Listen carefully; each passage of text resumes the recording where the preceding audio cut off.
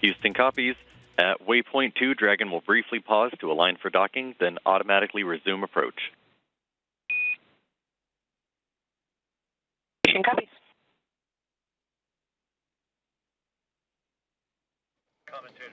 Data started to come half an hour, we can say roughly 40 minutes before the docking is to take place. This is an historic moment. Second Indian to be there. I mean, so just look at the visuals. These are the live visuals that are being beamed 400 kilometers away from space.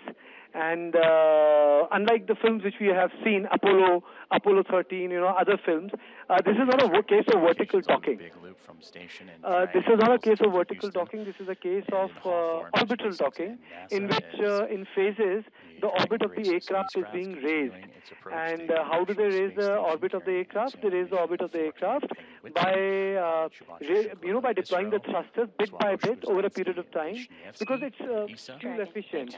And this requires help. You can also take help from the gravity. It's like the way we travel to moon. We use the gravity of the Earth like a slingshot. And that's how we travel, because we don't have the expertise, or the humanity doesn't have the expertise to travel all the way from Earth to Moon on a single shot of engine. So, you use your aircraft like a slingshot. And this is one technology which a lot of people are saying will be utilized when women travel to Mars. Now, docking is a very intense and a very, very delicate procedure, because, two aircrafts are supposed to mate. And then we have to understand that there's a velocity, and then, it has to be done by tools. If I may have to use an example, almost like your gaming console kit. That's how it is done, and it's done very, very delicately. And once it is there, this capsule will become part of the larger spaceship. So it's like, interconnected mechanism. So it's entirely, it's a historic moment for India. It's a historic moment for India. And second Indian space since 1984. As Rakesh Sharma in one of his interviews said that, my advice to Mr. Shukla is that he should spend as much time as he can looking from the window, which means that, he's saying savor the Earth from outside, from space. Because, when you look at the Earth, you realize that that's the only home you have, People can talk about interplanetary travel, we can fantasize about it. But Earth is the only place we have. And unfortunately, we are burning it to ground. Look at the wars that are taking place between Russia and Ukraine, the war which is taking place between Iran and Israel. And Earth looks so beautiful from above. It looks blue, it looks green, at a different direction. And this is also very, very important because private enterprise is also involved. If you look at our earlier 60s, 70s, and 80s space travel, it was NASA or Russians or state-related agencies all the way. But this time, we have private component in this. And the future of the space industry is going to be in private hands, because the government alone cannot have so much of money in R&D and innovation. That is why, the space industry is being made open for private enterprises. For example, engines, the composite material, telecommunication technology. Now we have space tourism also, that you can go to the horizon, feel that zero gravity thing and come back. Number of companies are involved. But from the Indian perspective, I think the best part is that we have an Indian up there who will be able to tell us the difference, what it was years ago when, first time in 1980s, Indian astronaut, became part of the now Russian, then Soviet Union's space team for some time. And now this is the International Space Station. And International Space Station is a long project. It's a long project. Chinese have their own space station now, but International Space Station has endured. Russian space station could not endure that much. So the Americans have actually created a legacy. So I think it's a great job that is being done done under this mission. A lot of things will be done. Space travel, if you recall, to our viewers, Sunita Williams got stuck in space. So space is a dangerous place to be. It can be riveting on a comic book, but if you get stuck in space, it affects your bones, it affects your hair, it affects your vitality, it affects your metabolism. So space in itself is a frontier that we have not discovered, and we have not gone beyond. Men have not gone beyond the moon. Leave alone Mars. We have not been able to escape our solar system, because solar system in itself is a cocoon. We are cocooned by something called Kevin's wall, Oort cloud. And a lot of people say that the fact that solar system is like a bubble, the humanity has survived, or else, there wouldn't be any genetic diversity. We would have been bombarded by interplanetary flares, and there would have been no life on Earth. The fact of the matter is that we are cocooned in a bubble, that there is life. Now we want to escape that, but that's the whole idea of a space travel. How do we go beyond what we see? But then space, there is harshness out there. Karthike, Kabir this side, joining from the studio here. What a big moment. We've got 1 billion hearts that are watching this. And you rightly pointed out that being in space affects your vitality. And I think exactly for the same reason about how blood pressure, it gets affected. Shubhanshu Shukla, call sign Shuks, the man who's piloting this Dragon spacecraft right now, and is also going to spearhead India's own Gaganyaan mission, India's feet finally on the moon. He's going to be performing yoga also. Not only has he carried the Saraswati with him, which is a swan stuffed toy, symbolism of India's soft power right up to the space, but he's also going to be performing yoga.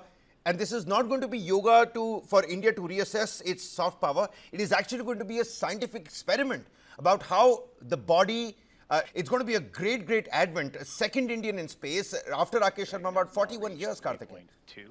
Absolutely. There are a lot of things which, the mankind has not understood about space. It affects your vitality, it affects your longevity, it affects your health, it affects your body at a genetic level. So how do you travel to Mars? How do you travel to Saturn, to the moon? The Saturn's moon like Phobos? How do you travel to the moons of Jupiter? I'm not even talking about Uranus and Neptune, because the moons of Jupiter and Saturn are supposed to be habitable, where ice is available, So how do you do that? And look at this extraordinary, beautiful visual, Kabir. Absolutely. That's waypoint 2, Karthike. Just to tell the viewers, that's waypoint 2, which is where the initial contact is going to be taken. Absolutely. This is the closest that we've been seeing the International Space Station. Let's dip into the actual commentary that's coming here for a better sense of exactly what's happening, even as the Axiom 4 mission and the space station very beautifully, cruising above the Atlantic Ocean at the moment. Monitor per steps 5 and 6 and 1.102. Copies, monitoring for steps 5 and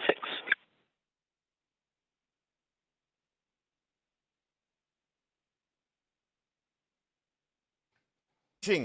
Very beautifully, very scientifically, relayed up to the crew for very calculated steps taken by the thrusters of the Dragon capsule there. See Dragon Grace spacecraft close the gap between them and the International Space Station. We're talking about 1 day, 3 hours, 56 minutes and 44 seconds and counting. The earlier estimate was 28 hours before the Dragon capsule actually finally made its initial contact at the waypoint 2. It's exactly going to be 24 plus 4 hours right now. That's about 28 hours. This has gone right down to the T in terms of scientific calculation. The speed and the velocity to the left sides of your screen, as you see the white small Dragon capsule, actually not that small. It's the vacuum of space that's doing a number on your visual optics. And that's the waypoint number 2 at the International Space Station. Beautiful shots that you can see. Moments from now, the docking is finally going to be complete. The Dragon carrying the Axiom 4 mission. You've got 4 very brave astronauts on there from Poland, from Hungary, from the United States, and of course, an Indian that is piloting this mission. And not just that, his work does in fact become crucial, even as the final stages of the docking is an autonomous process. Shubhanshu Shukla will have the great responsibility, a great task of managing the metrics, of keeping in check the numbers, making sure everything happens right down to the T Dragon Grace from the when the International Space docking Station. finally commences. Minutes from now, ladies and gentlemen, minutes. As you see the small thrusters very scientifically pushing this Dragon capsule in the right path to very systematically and in a very symmetrical manner join in with the International Space Station.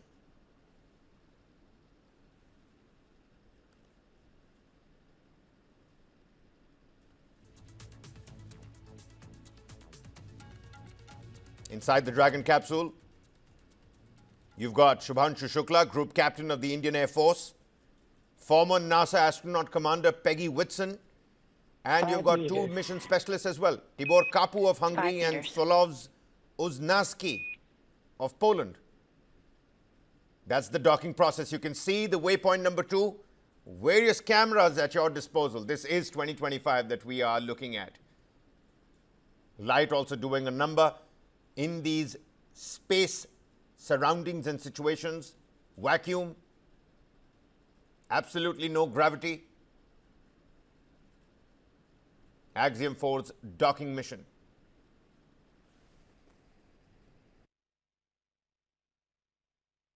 meters chop.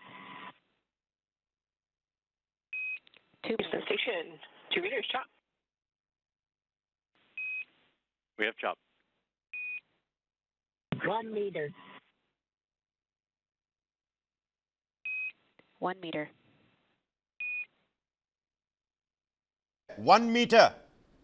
A billion hearts that are watching this very closely, and one Indian that is leading the way amongst the stars. Shubhanshu Shukla, right at the helm of affairs here, spearheading this Dragon capsule. It's a moment not just for all Indians, but for all of humanity, as we beam these breathtaking visuals of Axiom 4 mission closing in on the International Space Station. Contact has been made. We can hear the commentator saying so. Copy.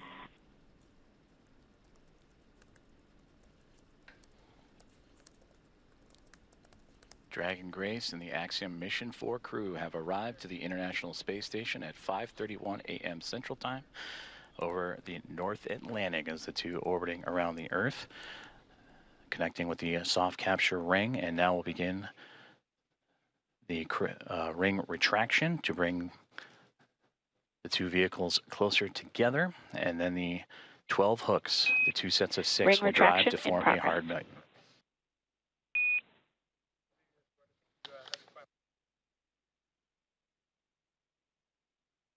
And there you heard there, the soft capture ring is retracting, and then we'll do so until sensors are indicating it's time for those hooks to drive in place and give us a hard capture and firmly secure Dragon to station.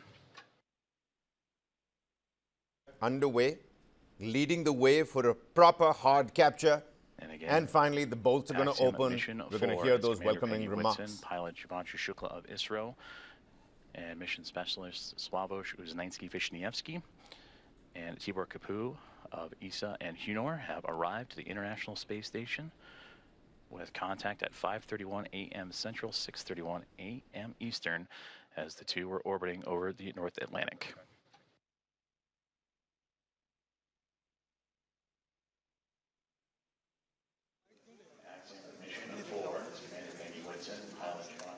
Watching on very closely from Bengaluru, I'm assuming at this point in time. They were right there when the liftoff happened.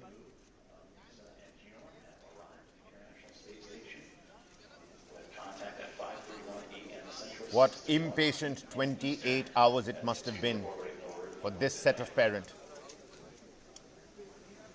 The soft capture ring, that initial contact between Dragon Grace and the International Space Station, continuing to retract, and we'll await for the calls that the sensors read that it will be time for those 12 hooks on the Dragon to then begin driving and connecting itself to form a hard mate to the International Space Station.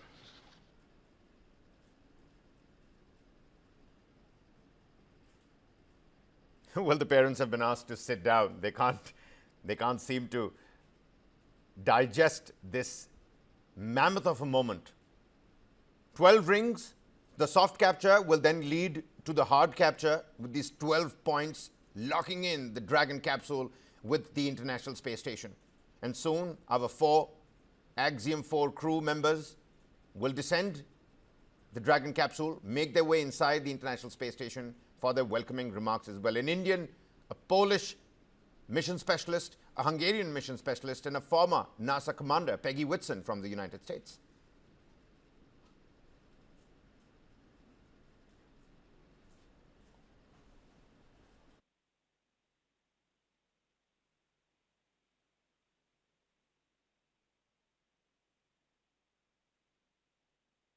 To tell you, whilst you're looking at these breathtaking visuals, we have Dr. W. Selva-Murthy, who's the president of Amity's Science, Technology and Innovation Foundation and former DG at the DRDO. Very warm welcome to you, Dr. Selva-Murthy.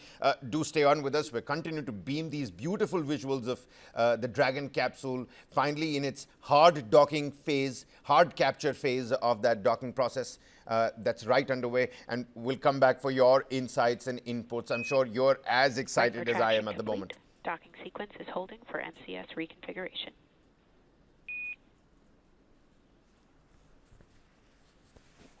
Several procedural, scientific, and calculated steps that are now going to be taken up to make sure that the Dragon capsule is locked in tightly. This is Mission Control Houston, as you are seeing a live view of the recently connected Dragon Grace spacecraft with the Axiom Mission 4 astronauts and Peggy Whitson, Shubhanshu Shukla, Sławosz Uznański-Wiśniewski, and Tibor Kapu arrive to the International Space Station, soft capture and contact at 5:31 a.m. Central Time, 6:31 a.m. Eastern, as the two were orbiting above the North Atlantic. And right now, the two mated with that soft capture, the soft capture ring retracting to pull the spacecraft closer to the International Space Station. And once given the go, the ring or the hooks around the Dragon nose cone will drive and connect to form a hard mate. Parents continue to look on to this gradual yet impeccably important process. A 28-hour-long flight from the Kennedy Space Center, now flowing and cruising beautifully above the Atlantic Ocean. Big loop, MCS configured, proceeding with hook driving. All right, so proceeding with hook driving. The hard lock seems to be underway. And the great call there, that's the next step in this docking procedure, is the driving of the hooks, the 12 hooks surrounding the nose cone or the nose of the Dragon spacecraft. And we'll monitor those. They'll drive in 2 sets of 6. The first set of 6 right now, they're traveling, and we'll continue to follow along as the docking process continues on.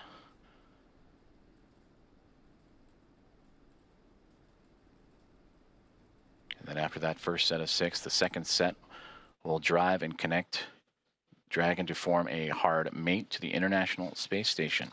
And once the docking is complete, NASA astronauts Anne McClain and Nicole Ayers, who have been monitoring from the International Space Station from the cupola of the Dragon's arrival, it'll be Ayers that'll begin the hatch opening or hatch operations.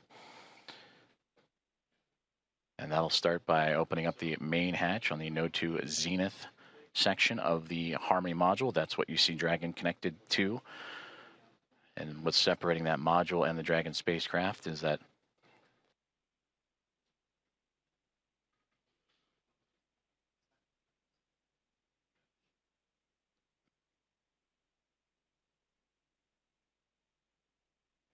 and continuing to monitor that first set of 6 hooks forming that hard mate. And once the full set of 12, Ayers will continue the docking procedures with the leak checks and then begin making its way into the pressurized mating adapter. That's what you see between the Harmony module and the Dragon spacecraft, and access into there. to then what we begin pressurizing the vestibule, that small compartment between the two hatches. And that vestibule has been exposed to the vacuum of space prior to Dragon Grace's arrival. So the next step is to carefully reintroduce that air and pressure inside so it matches both that of the station and the Dragon spacecraft. And we just received confirmation that the first set of 6 hooks have driven and closed, and we'll now begin the second set of 6 to continue that hard mate between the Dragon spacecraft and the International Space Station.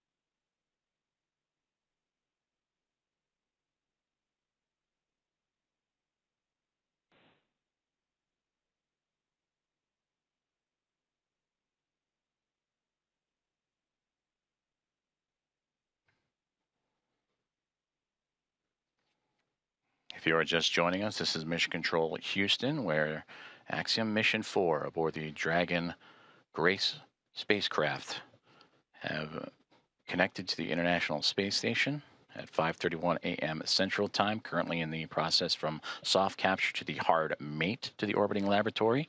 First set of 6 hooks have closed, and now monitoring that second set of 6, 12 in total, to form that hard mate.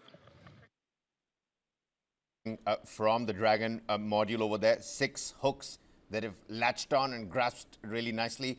The second set of 6 hooks, because 12 in total, and the docking process will then turn into a hard dock from the soft capture. It's going to make sure that it's nicely, tightly gripped at the International Space Station. Dr. Selvamoorthy continues to be with us.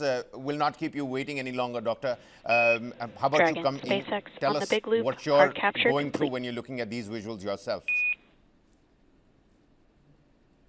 To see the most critical part of the mission is the docking. And precisely docking, it has several challenges. Spacecraft moving at that velocity. How do you reduce the velocity to an optimal level so that you bring it closer to the International Space Station? And then you need to align them in such a way through the LIDAR, which is the laser-induced laser systems, which will precisely docking, will enable the precise docking. And then subsequently, all the screws have to be put at the right place.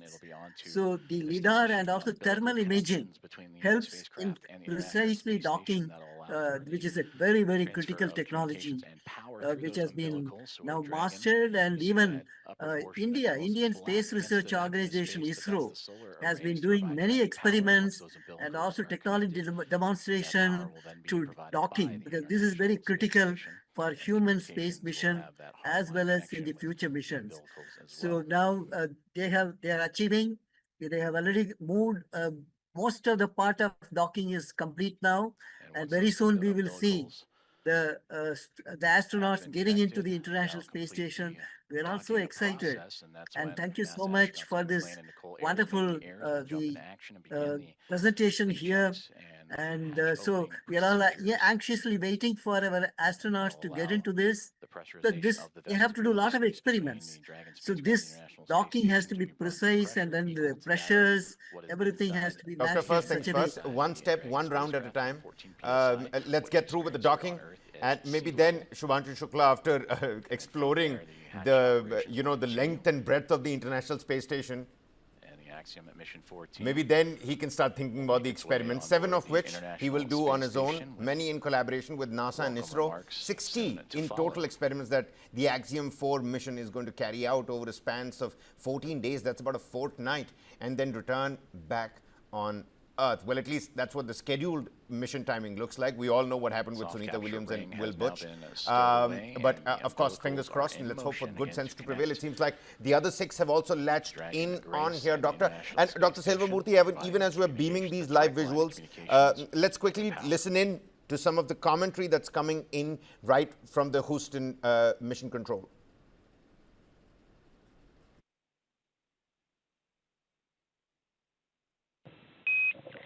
Dragon SpaceX on the big loop, docking sequence complete. Ground will be enabling hardline power and comm connections shortly. You are go to DOS suits per procedure 4.012 and begin post-docking cabin configuration per 4.400 in parallel. Dragon copy. Docking complete. 4.012 and 4.400 are in work. And Grace is happy to be on Harmony. Well, I think that was Peggy Whitson, the NASA commander, of course, the mission leader here as well, saying she's happy to be on Harmony. That's the portion of the International Space Station where they've docked in. And give you guys a hug. We'll see you soon. Dr. Selvarmurthy, the communication has already begun. I think it's safe to say that the docking is complete, and I think minutes from now we're going to get those visuals of Shubhanshu Shukla, swimming inside the International Space Station, just like everybody does. And then it's a big reunion for all those that are already on the ISS. And Yes. what a big day! An Indian, not only in space, but the first ever Indian on the International Space Station. No, it's a historic moment. I totally agree with you. And I think now the process is getting completed, and we'll see Group Captain Shukla getting into the International Space Station, and the docking process is getting completed. And so we're all eagerly looking forward to his image coming on screen. And just like our earlier astronaut, you had Rakesh Sharma, Shubhanshu Shukla also made sure that he symbolizes India in space. He's taken the swan stuffed toy. He's going to be carrying out various yoga asanas, Yes. in space for that microgravity experiment. It's not just going to be us assessing our cultural power. It's going to be an actual scientific experiment. And what must be going through the hearts and minds of Shubhanshu Shukla's parents? What impatient and anxious 28 hours it must have been for them as well. At least Shubhanshu got to see the Earth in all its beauty and magnanimity. The parents were sitting at home making, only praying that the Dragon capsule docks in perfectly.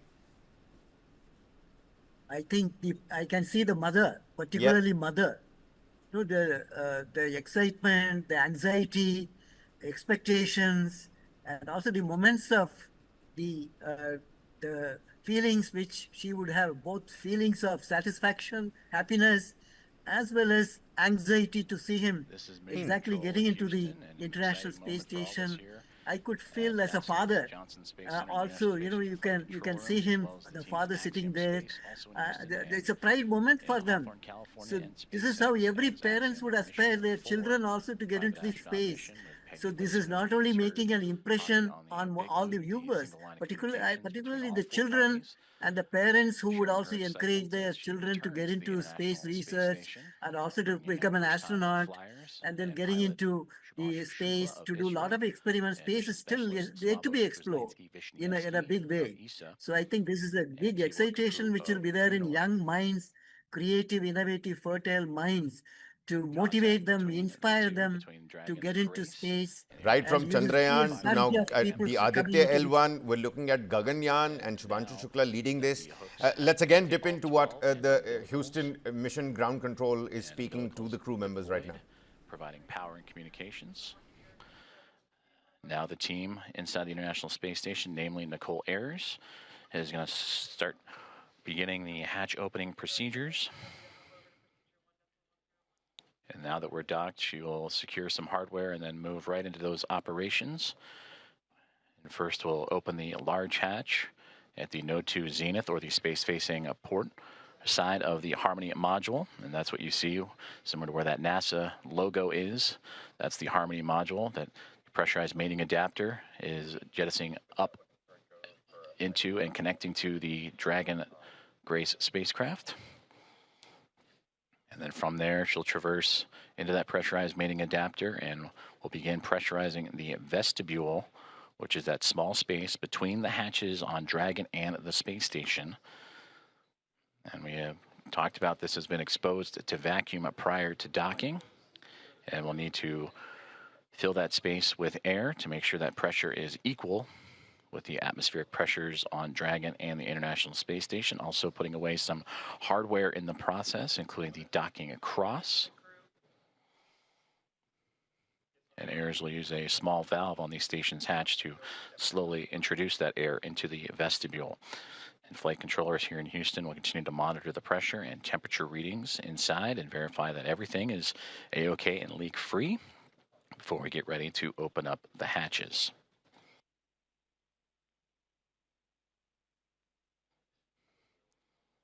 From that capture moment, which again was 5:31 a.m. Central, 6:31 a.m. Eastern over the North Atlantic. It takes roughly about 2 hours to get everything pressurized and checked out before we open up the hatches and welcome in Axiom Mission 4 to the International Space Station.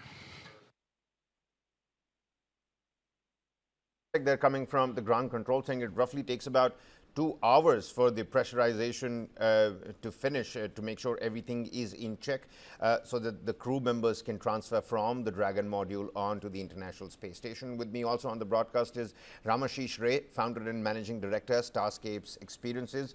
Mr. Ray, have I heard that right? From the Houston ground control, it takes about 2 hours to match the pressure, the atmospheric pressure on the International Space Station and the one on Dragon module. Is it going to take 2 hours before we see Shubhanshu Shukla inside the International Space Station? Yeah, it may be 2 hours, maybe a bit earlier, but as you can imagine, it's quite a feat to have an engineering precision coordination at almost 28,000 kilometers per hour. That's the speed at which ISS is moving, right?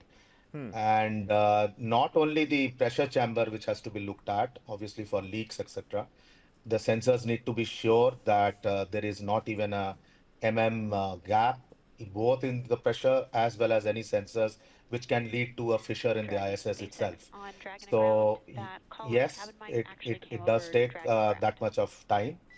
Now, if I could add in, the interesting thing is, if you see how space science is itself is kind of finding a new way to collaborate. I mean, look at this. ISS has been a multipolar, multi-country kind of a this thing. But Right. today, if you have modules which are made with the industry, you have with this kind of industry collaboration, private and this thing, everyone starts believing that space is within reach. And with this kind of working, I mean, coincidentally, Indian Space Congress is going on, by the way, in Delhi, same time. And if you see the number of companies which are looking at mining asteroids, they're looking at small satellites, startups which are developing that. In that sense, it's a very exciting time. It's democratization of space.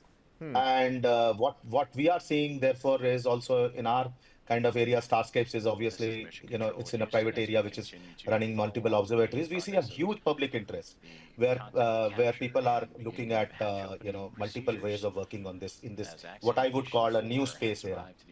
Versus the earlier when Rakesh Sharma went.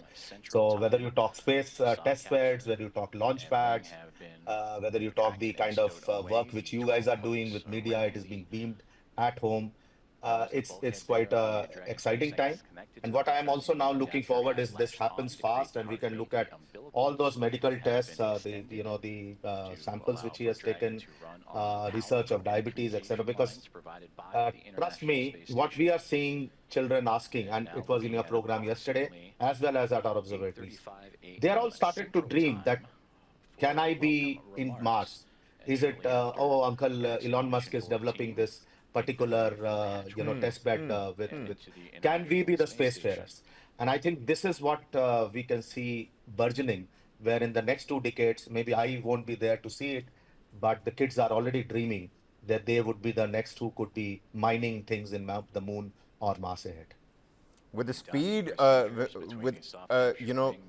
the advancement of technology, I personally feel you will be there, Mr. Ray, to, well, not spacefare yourself, maybe, but see it and maybe watch it happen right in front of you. Let's quickly again listen into the commentary that we're getting live from the Houston Mission ground control. From NASA astronaut Nicole Ayers saying that she has opened up the hatch for the Node 2 Zenith way, the space-facing side of the Harmony module, to give her access to the pressurized mating adapter. And there she will cruise in to begin work on the hatch opening procedures and Station pressurizing and the vestibule. Dragon, Houston on the Big Loop. We are troubleshooting the Big Loop audio comm issues from earlier, and the action we're about to take will take down Big Loop comm between ISS and the Axiom crew for about 5 minutes. We may require additional comm checks after. Last-minute comm checks that are being done. Dr. Selvamurthy, even as those last-minute checks are being completed, of course, it was an automated process right from 200 meters below or behind the International Space Station, just like Mr. Ray pointed out. It's been traveling at a quite high velocity right above the Atlantic Ocean to match the precision, slowing down your module, and then with that pin precision, docking in is quite the feat. But not all of it was automated. There was some sort of control, some sort of responsibility that Shubhanshu Shukla had to carry out over there as well.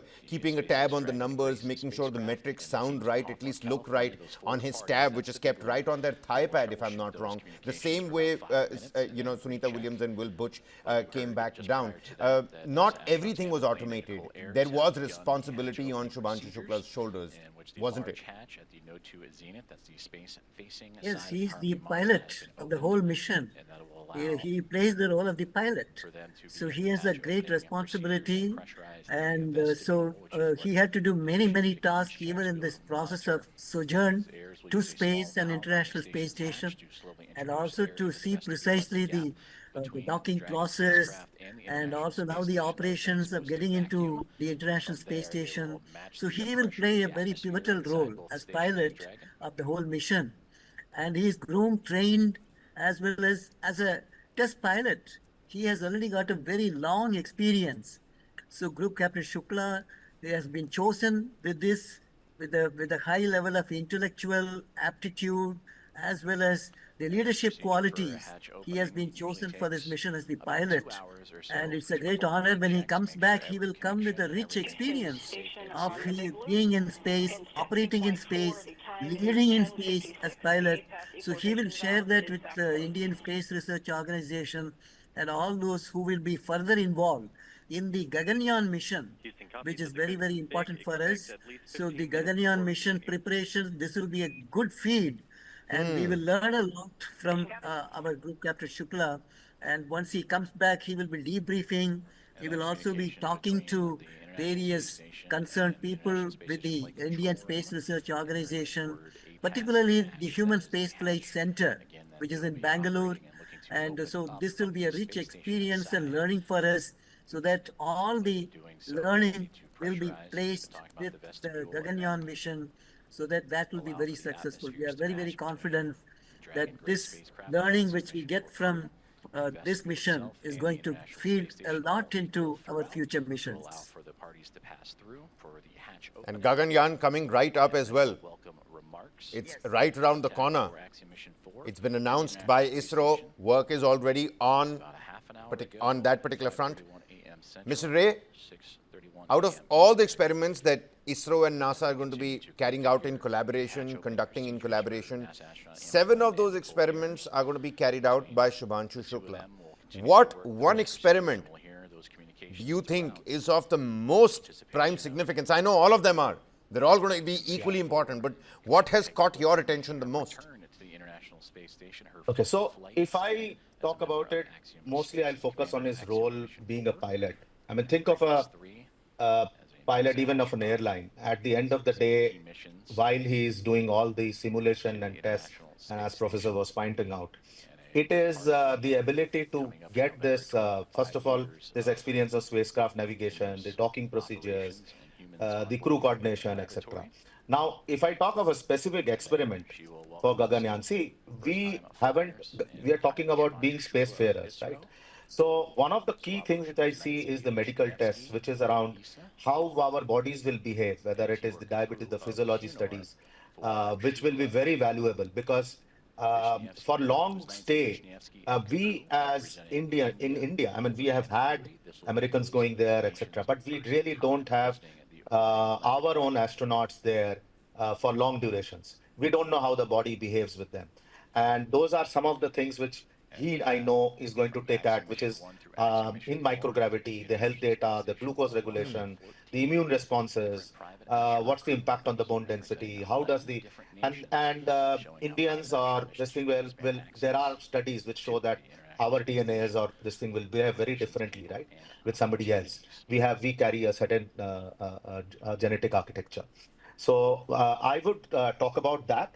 Besides that, I would say that definitely the robotics and the algorithms and systems testing, because as a pilot, he gets that private practical knowledge. It's the same as any airline pilot. Till he is locked in some hours below his belt, he can't become a pilot, and that's why we needed this to happen. And I go back to that thing that today, because private industry and government partnerships are happening, these are happening fast enough. Indian government paid for it definitely, but we could get on a mission so fast and have him on board. So essentially, not only is the plan changing, the players have also changed, the system has also changed, Yes. and the game is changing with the change of these players in here. We've got some change in visuals from that NASA feed. Let's quickly dip in and listen in. I think the comms are being recalibrated at this point in time. Peggy, I'm with you on Dragon to Ground.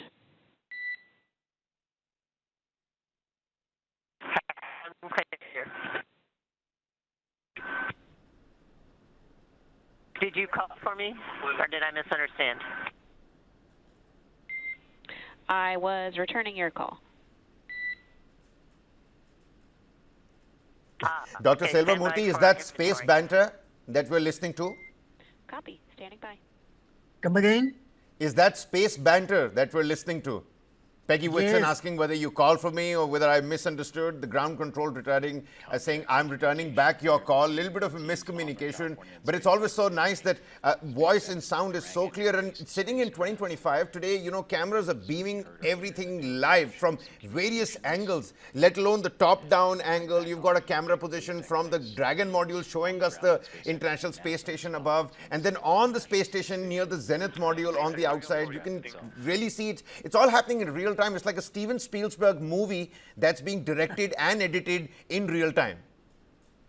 I totally agree with you, because now the technologies have improved so much. Significant disruptions have taken place in terms of technologies, not only in propulsion, control, guidance, navigation, payload integration, computation of the trajectories, and also the payloads which have to be put there for certain experiments. So there is tremendous the augmentation in terms of technologies. That's why the precise docking, which has been just now been completed, we're using the